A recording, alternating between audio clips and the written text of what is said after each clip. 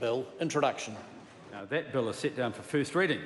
The House comes to oral questions. Question number 1 in the name of the Honourable Simon Bridges. Thank you, Mr Speaker. My question is to the Prime Minister. Does she stand by all of her government statements and actions? The Right Honourable Prime Minister. Mr Speaker, yes.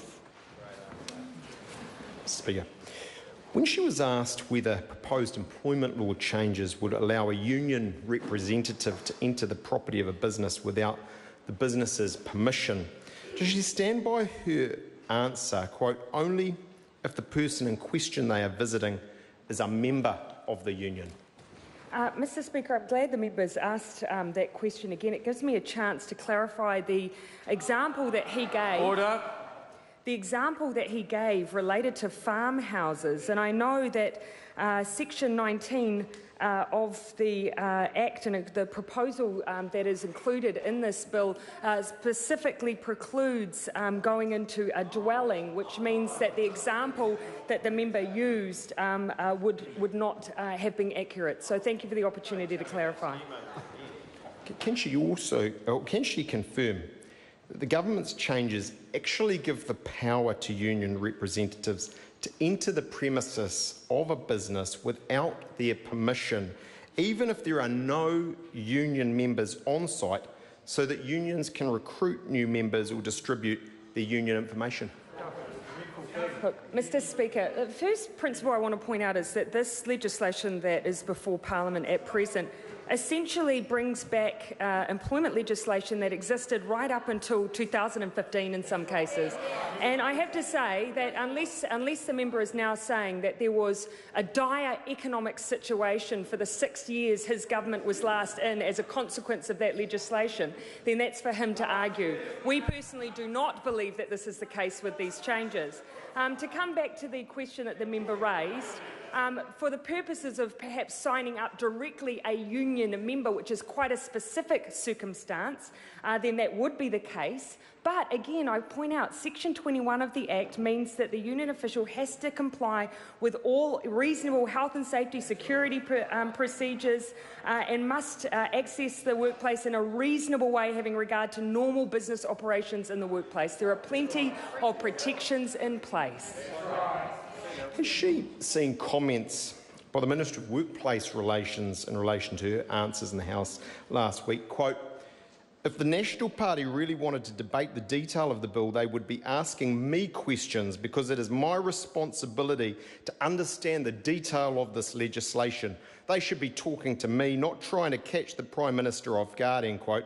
And if so, does she agree with her Minister that she was caught off guard? Mr Speaker, I know the point that the Minister was making was that if this was such a significant issue for the economy, why has the spokesperson not asked the Minister directly about this issue? Does she think it's her responsibility to know the detail of a policy that business says is their #1 concern with her government? Mr Speaker, as much as it is the opposition leader's responsibility to know that a union official can't enter a farmhouse. It's actually not true. What was the answer? To be really clear, can the Prime Minister confirm that under the government's proposed employment law changes, a union representative will be able to enter the premises of a business without permission from that business? Mr Speaker, the person in question has to comply with the rules and obligations of that workplace, including the health and safety obligations. So that if that means reporting in at the gate because there are health and safety obligations, then they must comply with that law. Why will union representatives not be required to gain consent from an employer before entering the premises of their workplace when even a police officer has to ask a judge for a warrant?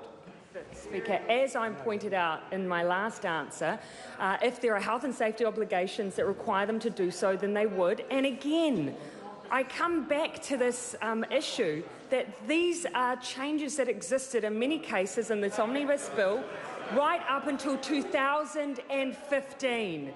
These are changes that allow employees to have a voice, to be well represented in the workplace, and I'm surprised that the member considers that this is going to have such a dire impact on the economy. So many questions.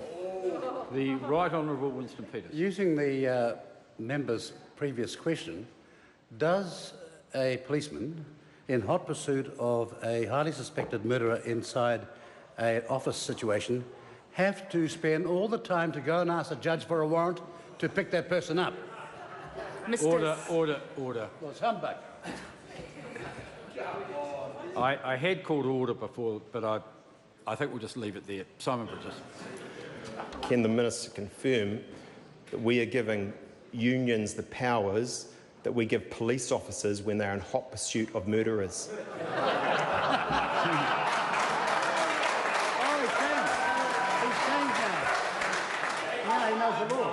Mr. Speaker, the point that the Deputy Prime Minister was making was that the member is being alarmist and dramatic.